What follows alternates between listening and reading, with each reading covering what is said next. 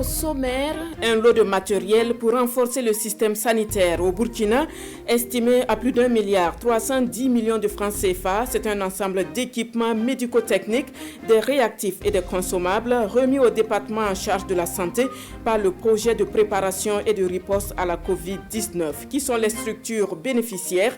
La réponse dans cette édition. Et dans cette édition, qui du camp démocrate ou républicain prendra le contrôle du Congrès américain? Difficile de répondre avec conviction, mais les tendances se penchent vers les républicains pour la majorité des chambres des représentants et des démocrates pour le contrôle du Sénat. Madame, Monsieur, bonjour. Merci de vous informer sur la RTB. Sa valeur est estimée à environ 1,310 milliard de francs CFA et on dénombre des équipements médico-techniques, des réactifs, des consommables médicaux, un camion pour le transfert des déchets biomédicaux et ce n'est pas tout. Ce matériel est remis ce matin au ministère de la Santé et de l'Hygiène publique par le projet de préparation et de riposte à la COVID-19. Toutes choses rendues possibles grâce au soutien de la Banque mondiale et la Banque arabe pour le développement Afrique. Jean-Eudes Bayala et Maïmouna Traoré pour le point. Le ministre de la Santé et de l'Hygiène publique reçoit du coordonnateur du projet de préparation et de riposte au COVID-19 un camion de traitement des déchets biomédicaux.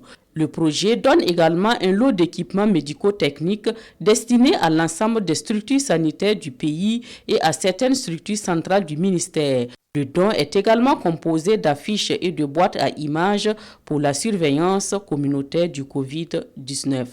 C'est un ministre tout heureux qui vient de recevoir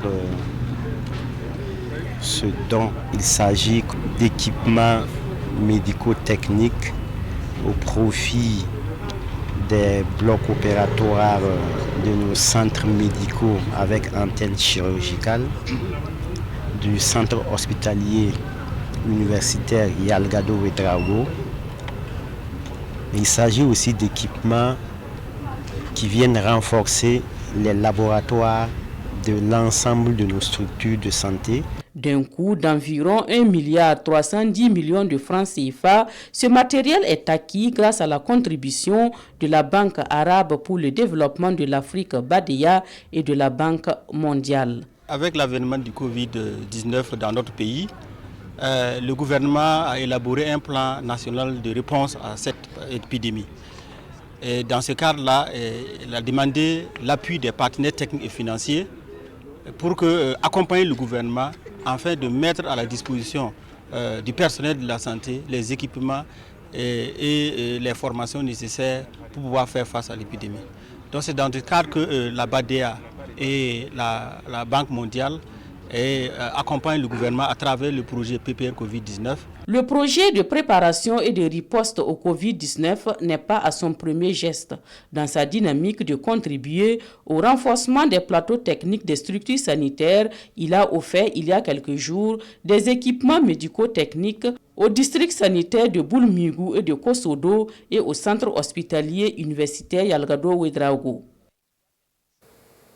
À côté de la crise sanitaire, il y a celle sécuritaire qui a occasionné un déplacement massif des populations des zones à fort défi sécuritaire au Burkina. Soucieux des conditions de vie de ces personnes déplacées internes, le Haut Commissariat des Nations Unies pour les réfugiés a pris l'initiative d'outiller les autorités de la province du BAM sur la protection des droits des personnes déplacées internes.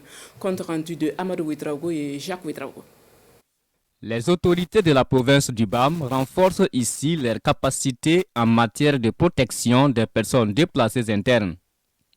La région du centre-nord connaît de nos jours de nombreux déplacements massifs des populations. Et selon UNHCR, il est donc nécessaire de mieux appréhender les problèmes auxquels ces populations font face afin de favoriser leur prise en charge sur le terrain. Donc avec également les différents mouvements qu'on remarque à la tête des institutions, il était important pour nous de venir commencer par la province du BAM sur la protection des personnes déplacées internes, qui est un module qui est chaque année donné aux autorités pour pouvoir les capacités, pour pouvoir leur permettre de mieux appréhender les différents problèmes, les problématiques auxquelles font face les personnes déplacées internes. Après 2 jours de formation, Ces participants repartent avec des connaissances renforcées à travers les différentes communications sur des thématiques relatives à la crise humanitaire que traverse le Burkina Faso. Tout au long de l'atelier, nous avons été suffisamment édifiés par les communications qui ont porté sur la crise humanitaire que connaît notre province, sur des notions, comment gérer les sites d'accueil temporaire, etc., etc. Toutes choses, comme je le disais, qui va permettre aux autorités administratives, aux forces de défense et de sécurité qui sont sur le terrain de pouvoir mener à bien leur mission. Cette session de formation tenue du 3 au 5 novembre 2022 a regroupé les autorités venues des différentes communes de la province du BAM. Les provinces du Namentenga et du Sanmatenga sont les prochaines étapes de cette session de renforcement des capacités sur la protection des personnes déplacées internes. Parmi les droits des personnes déplacées internes protégées s'inscrivent les données personnelles. Et sur la protection des données personnelles, la Commission de l'informatique et des libertés civiles se fait appuyer par des points focaux. Des délégués à la protection des données à caractère personnel issus de structures administratives sont outillés. Le séminaire a débuté ce 10 novembre à Ouagadougou avec au menu la loi portant protection des personnes. Souleymane Sanou et Draman Guédé. La bataille pour la protection des données à caractère personnel va se mener prochainement avec eux. Les relais de la Commission de l'informatique et des libertés dans les différentes structures administratives. Ils sont appelés délégués à la protection des données à caractère personnel. Ce matin, ils sont à l'école de la CIL pour mieux connaître la loi de 2021 portant protection des personnes à l'égard du traitement des données à caractère personnel. Cette loi dispose en son article 29 que tout responsable du traitement peut désigner un délégué à la protection des données à caractère personnel. Auparavant, nous avons constitué un groupe de points focaux pour être des relais de la Commission de l'informatique et des libertés.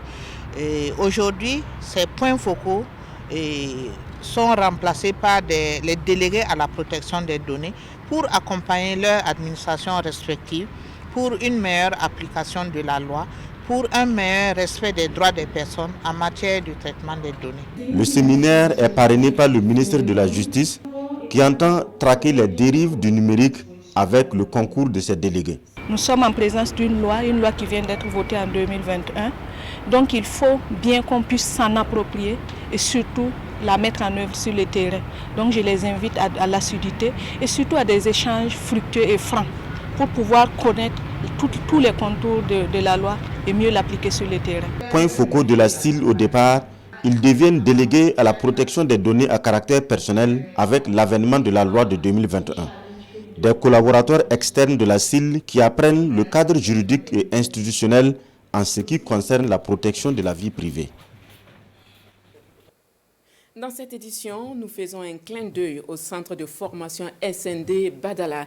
Le service national pour le développement sert de cadre de formation des jeunes filles et garçons dont l'âge est compris entre 18 et 24 ans dans des filières professionnelles. Il s'agit de la maçonnerie, la menuiserie, la mécanique et la soudure. Outre la formation, le centre de Badala renforce les valeurs morales chez les jeunes apprenants. Zoom avec Bernard Kombelem et Aimé Sonachikma.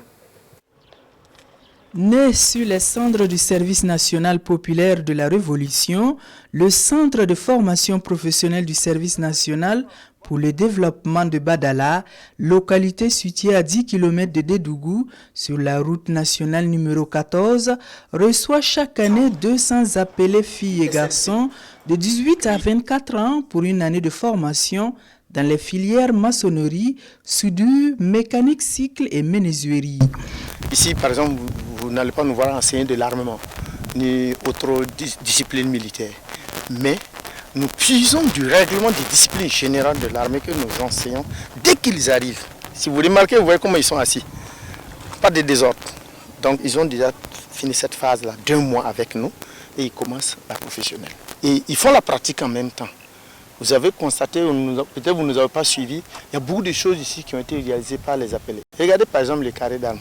Il a été fait par la 73e promotion. C'est eux qui l'ont carrelé. Alliant théorie et pratique, la formation dans les différentes filières est administrée gratuitement aux appelés, ce qui leur permet de réaliser des produits commercialisables sur le marché. Ils perçoivent également chaque mois un pécule de 40 000 francs CFA.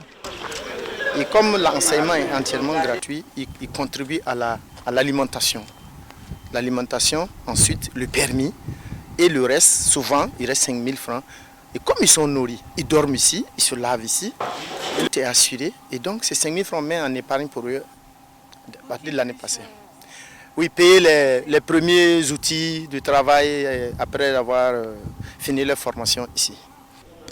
Créé en 1984 et rebaptisé Service national pour le développement en 2004, ce centre de formation professionnelle de Badala a une capacité d'accueil de 750 appelés chaque année pour peu qu'ils soient réhabilités et dotés d'équipements conséquents pour l'auto-emploi des jeunes burkinabés. Lui, en tout cas, dispose désormais de moyens financiers pour s'auto-employer. Wenwaga Barthélemy Ilboudo, puisque c'est de lui qu'il s'agit, vient d'inscrire son nom sur la liste des heureux gagnants de la nationale du jeu de hasard. Il a joué et a gagné plus de 157 millions de francs CFA, un super lot remis ce 9 novembre à Ouagadougou par les responsables de la LONABé, Bernard Kwambelem et Estelle Judith Assoba. Wenwaga Barthélemy Ilboudo, agent des impôts de son État, fait désormais partie des gagnants de la LONABé, la loterie nationale burkinabé. La chance lui a souri le 28 octobre dernier pour avoir misé 12 600 francs au 4+1 du pari mutuel urbain burkinabé PMUB. À ce jeu, l'heureux du jour gagne l'ordre, le désordre et 10 bonus, ce qui lui fait un cumul de 157 290 000 francs CFA. Il entre en possession de son chèque en présence de tous les staffs de la LONABé, des parieurs et des invités. J'ai commencé à jouer le PMV depuis que c'était manuel. Voilà, aujourd'hui, la chance m'a souri et vraiment, je suis très fier. Maintenant, l'argent là, c'est pour des projets. Il y en a beaucoup. On va se lancer dans la construction. Et voilà, on n'avait pas ce soir pour dormir. On était toujours en famille. C'est la première des choses qu'il faut d'abord faire. Avec cette grosse somme, Ilboudo entre ainsi dans l'histoire de la LONABé. Il fait partie des records de gagnants. Il est le deuxième après le gagnant du super gros lot dont le montant s'élevait à 175 millions de francs CFA. C'est l'inviter à être un gagnant exemplaire. Exemplaire dans le sens de faire un investissement fructueux et bien sûr par le projet qu'il va faire, fructueux pour l'ensemble de ceux qui vont concourir à ce projet-là. La LONABé donne de l'argent sans condition. Le seul secret des gagnants, c'est de jouer. Jouer, jouer et jouer, surtout persévérer. Jouer et persévérer, c'est le message clé adressé aux parieurs. Et la LONABé espère les pouvoir compter un jour dans le cercle des millionnaires. Les professionnels du cinéma panafricain et de la diaspora sont réunis à Ouagadougou à la faveur de la conférence inaugurale de la cérémonie des récompenses des acteurs du domaine, conférence qui a ouvert ses portes hier. Pour l'occasion, les acteurs impliqués dans l'organisation de la cérémonie et des délégués venus de la Guadeloupe étaient face à la presse. Présentation de la Guadeloupe, pays invité d'honneur dans son volet cinématographique, constitue la substance de la conférence qui entre dans le cadre de la 7e édition des Sotigui Ewa. Adam Angiti et Caroline Ouari. C'est sur le thème « La Guadeloupe vous parle » que se tiennent les présentations. Le cinéma guadeloupéen, dans ses aspects opportunités de coproduction et de diffusion, sont ainsi présentés.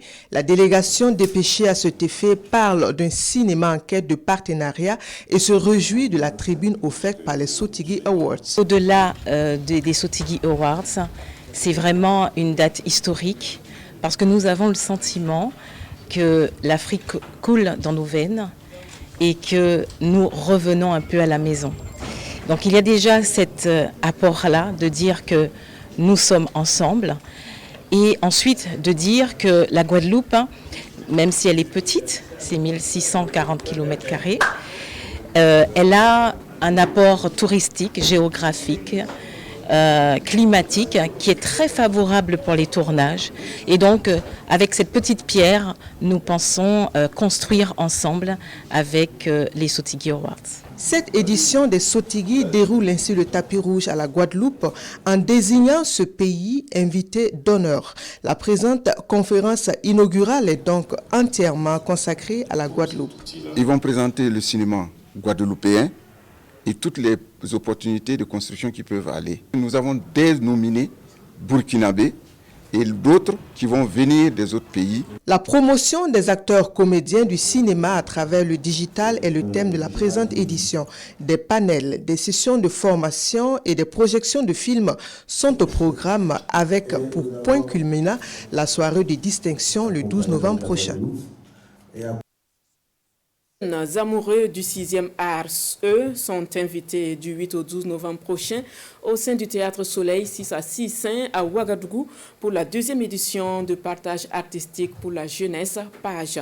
PAGE est un festival de théâtre consacré essentiellement à la jeunesse. Les initiateurs ont voulu redonner espoir et insuffler un peu de joie dans les cœurs en détresse. L'ouverture avec Franck Ouedraogo et Karim Bikianga. La troupe Orodara Dambé, en pleine prestation à la cérémonie d'ouverture de la 2e édition de partage artistique pour la jeunesse. Un festival de théâtre destiné aux jeunes. Redonner de l'espoir et réinsuffler la vie, c'est le pari de ses organisateurs. Faire du théâtre jeune public, c'est résister. Résister parce qu'il faut donner de l'espoir aux enfants. Et donner de l'espoir, ce n'est pas donner à n'importe qui. Donc pour nous, aujourd'hui, il y a urgence, parce que peut-être que nous-mêmes qui disons de donner de l'espoir aux enfants, on n'a plus tellement d'espoir. Et pour cela, nous devons vraiment faire du théâtre aujourd'hui et urgemment pour les enfants. Permettre aux enfants de vivre des histoires, de regarder des histoires qui leur sont dédiées, ça permet tout simplement le développement de leur imagination. Et ça leur permet d'être eux-mêmes créateurs d'eux-mêmes et de partager de belles histoires avec d'autres enfants pour leur bonheur, tout simplement. Au programme du festival, il y a entre autres 5 spectacles, 24 représentations théâtrales, des contes et des rencontres avec des artistes. De quoi tenir en haleine environ 25 000 spectateurs attendus. On devait accueillir, je dirais, 4 à 5 spectacles de l'étranger, mais on n'aura que des spectacles du Burkina Faso seulement cette édition. Mais cela nous montre aussi que si nous comptons sur notre jeunesse, nous sommes capables de relever des défis. Cette édition de partage artistique pour la jeunesse se tient du 8 au 12 novembre au Théâtre Soleil et à l'Institut Goethe. Les spectacles sont gratuits et ouverts à tous. À l'international, suspense du côté des États-Unis après les élections de mi-mandat. Si les républicains semblent avoir l'avantage pour la majorité des chambres des représentants, le camp démocrate, lui, est en bonne position pour le contrôle du Sénat. Suivant. 2 jours après les élections américaines de mi-mandat, il n'est toujours pas possible de savoir qui des démocrates ou des républicains auront le contrôle du Congrès. Selon les prédictions actuelles, les républicains semblent toujours favoris pour remporter la majorité à la Chambre des représentants, mais avec une victoire nettement plus courte que ce qu'ils convoitaient. Pour le Sénat, sa composition finale est désormais suspendue à 3 sièges, l'Arizona, le Nevada et la Géorgie. Mais c'est surtout le soulagement qui prime chez les démocrates. Le président Joe Biden s'est déjà félicité d'avoir contré la grande vague rouge promise par les républicains. Notre démocratie a été mise à l'épreuve ces dernières années, mais grâce à son vote, le peuple américain s'est exprimé et a prouvé une fois de plus que la démocratie fait notre identité. L'ancien président Donald Trump comptait beaucoup sur ces élections pour se lancer dans les meilleures conditions dans la course à la présidentielle de 2024. Sur sa plateforme Truth Social, le milliardaire a concédé que les résultats des élections étaient quelque peu décevants, mais qu'il s'agissait tout de même d'une grande victoire pour lui. Déception ou pas, l'ancien locataire de la Maison-Blanche s'apprête à annoncer officiellement sa candidature pour le 15 novembre. Une candidature si tôt viserait surtout à couper l'herbe sous le pied d'éventuels rivaux en vue de 2024. L'annonce d'hier en France par Emmanuel Macron, président de la République française, de la fin officielle de l'opération Barkhane et le léger remaniement du gouvernement KLM de Tambela sont largement commentés dans les parutions du jour. La revue de presse de Ahadi Sandamba. Gouvernement KLM 1, les deux nouveaux ministres en images affichent le journal Le Pays. Hier 9 novembre 2022, le gouvernement KLM a été remanié. Les deux ministres contestés que sont Donatien Nagalo et Yacouba Dié n'en font plus partie, rapporte le quotidien des 1200 logements. Ils ont été respectivement remplacés par Serge Poda et Mikailou Sidibé. Un autre fait de ce jeudi 10 novembre, fin de l'opération Barkhane au Sahel. Lutte contre le terrorisme au Sahel, les funérailles de Barkhane célébrées à Toulon mentionnent l'observateur Palga dans son regard sur l'actualité. C'est depuis la rade de Toulon que Jupiter a procédé à l'enterrement de première classe de Barkhane. On pourrait même opposer à celui qui avait dit au sujet de l'OTAN qu'elle était en état de mort cérébrale, que Barkhane était en réalité mort depuis un certain temps, depuis notamment que les 5000 éléments de cette force ont été obligés de quitter le Mali, estime le doyen des quotidiens burkinabé. C'est juste un changement et affinement de la lutte antiterroriste au Sahel, estime aujourd'hui au Faso pour sa part. Le continent change car excite Barkhane. Et le contenu connaît aussi une métamorphose, une sorte de transmutation, car l'opérationnel militaire sera corrélé à l'équipement, à la formation, à la coopération, au renseignement. Et Macron veut que la France sorte vainqueur dans la lutte informationnelle, dans laquelle ses adversaires excellent via des jeux de miroir, des bois de trolls, bref, pas des infos nauséeuses, savamment distillées pour dézinguer l'influence française, et c'est pourquoi ce volet sera, foi de Macron, au rang de fonction stratégique. En français facile, Macron en aura le bol qu'on traîne la France dans la fange par un baissier digital, de faux récits et un appétit de violence, conclut l'éditorialiste. Si la fin de l'opération Barkhane pouvait rimer avec la fin de la présence militaire française en Afrique, ce serait une très bonne chose pour le continent, estime le journal Le Quotidien. En effet, l'opération militaire Barkhane, créée il y a 9 ans pour lutter contre les groupes terroristes, est une grande déception au regard du constat sur le terrain au Mali, au Burkina et au Niger. D'ailleurs, même en France, au niveau de l'opinion publique et des hommes politiques, des voix s'élèvent pour dénoncer cette présence encombrante et inutile de l'armée française en Afrique, renchérit le journal. On s'arrête là pour les infos de la mi-journée. La version en langue nationale, c'est pour tout à l'heure à 14h. Restez donc avec nous pour la suite du programme.